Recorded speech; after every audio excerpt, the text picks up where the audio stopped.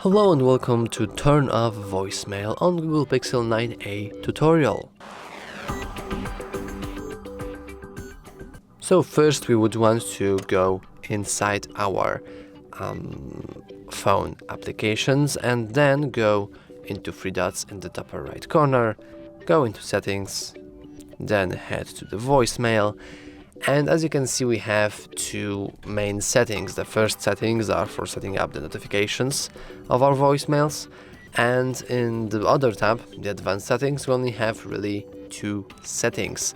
We can choose our service, but I'm guessing that it will only change anything whenever you have two SIMs cards, for example. So you can actually switch between two services, and the setup inside of which we can change our voicemail number. In order to turn off voicemail completely, well, unfortunately, you can't really do that on this phone itself. You could try to change the voicemail number to something non-existent, like 1, 2, 3, 4, 5, 6, 7, 8, 9, but I am not sure that it might work. You might still receive your voicemail, though it just won't reach you.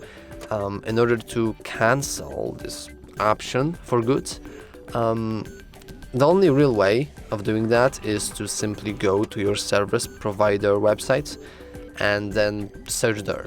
Like, literally, there's nothing I can do for you. I can only show you that, well, you can go into the notifications, and you can set them to silent or disable them completely, so you won't even know you are receiving notification, but you will still receive it. You just won't know it. So yeah, if you want to turn off it for good, I would advise you to go to your service provider website, maybe find a number and call them, and try to cancel and turn off this feature there, because from the phone base, there's nothing really you can do about it.